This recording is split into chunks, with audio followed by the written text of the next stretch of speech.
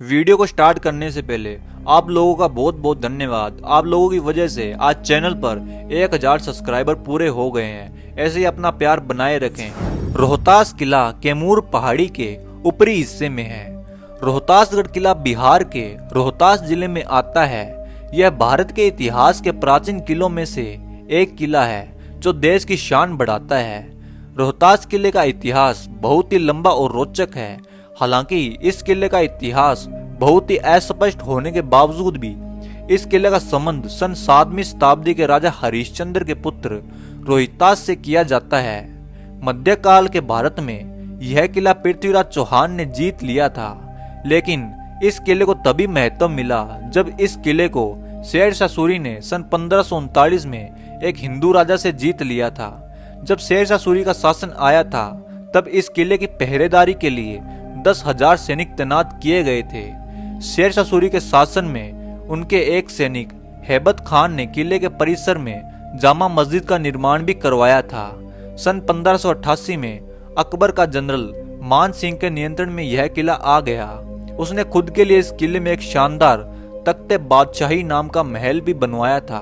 उसने अपनी पत्नी के लिए ऐना महल और किले के द्वार के रूप में हथिया पोल का निर्माण भी करवाया था। महल के बाहर के परिसर में जामा मस्जिद, हस्व खान का मकबरा और सूफी सुल्तान का मकबरा भी बनाया गया है। मान सिंह महल के करीब आधा किलोमीटर दूर पश्चिम दिशा में राजपूताना शैली में बनाया हुआ भगवान गणेश जी का मंदिर भी है। बक्सर की लड़ाई के बाद अंग्रेजों ने इस किले पर कब्जा जमा लिया था, जिसके चलते उन्होंने किले का बहुत सा हिस्सा तबाह कर दिया। लेकिन सैनिक दृष्टि से देखा जाए तो यह किला पहाड़ के सबसे ऊपरी दिशा में है। हिंदू और मुस्लिम की बहुत सारी इमारतें इस किले के परिसर में देखने को मिलती है, जो हमें इस महान किले की समृद्ध इतिहास की याद दिलाती है। रोहतास किले में बहुत से मशहूर स्थान हैं। आईना महल, जो कि मान सिंह की मुख्य पत्नी थी, उसके महल को ही आईना महल कहा जाता है। यह महल किले के बीचों बीच बनाया गया है।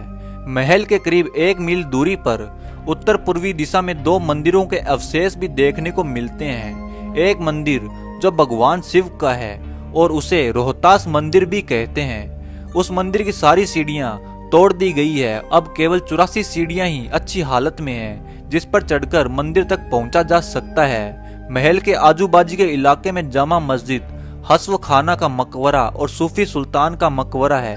यहाँ खड़े स्तंभ पर प्लास्टर की शैली में कई सारे गुंबद बनाए गए हैं, जो हमें राजपूताना शैली की याद दिलाते हैं। यहाँ के गुंबद को छतरी भी कहा जाता है। इस किले के मुख्य द्वार को हथिया पोल या हथिया द्वार भी कहा जाता है। इस द्वार को हथिया द्वार इसलिए कहा जाता है क्योंकि द्वार पर हाथी की बहुत सी प्रतिमाएं हैं। उन प्रतिमाओं के कारण ही इस द्वार को हथिया पोल कहा जाता है, जो देखने में बहुत ही सुंदर दिखता है।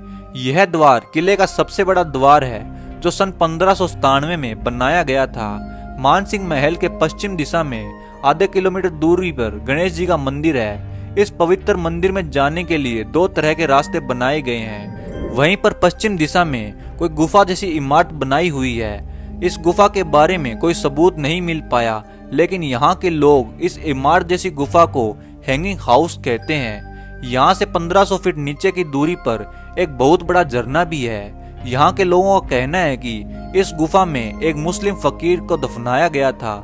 ऐसा कहा जाता है कि उस फकीर के हाथ पैर बांधकर उसे नीचे की घाटी में 3 बार फेंका गया था, लेकिन चौंकाने वाली बात यह है कि तीनों बार उसे कुछ भी नहीं हुआ और वह बच गया।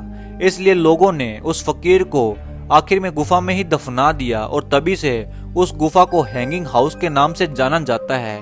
किसी भी किले में राजा के लिए बड़ी बड़ी इमारतें और महल बनाए जाते हैं, लेकिन रोहतासगढ़ किले में राजा के लिए अच्छी अच्छी इमारतें और महल तो हैं ही, लेकिन उनके सेनापति जनरल के लिए राजा ने बड़े आलीशान और शानदार महल बनवाए हैं। उसमें से एक राजा मान सिंह का तख्ते बादशाही भी है। इस तख्ते बादशाही को देखने के बाद कोई भी खुश हो जाता है। कहा जाता है कि 2000 फीट की ऊंचाई पर स्थित इस किले की दीवार से खून टपकता था। बताया जाता है कि करीबन 2 साल पहले फ्रांसीसी इतिहासकार बुकानन ने रोहतास किले की यात्रा की थी।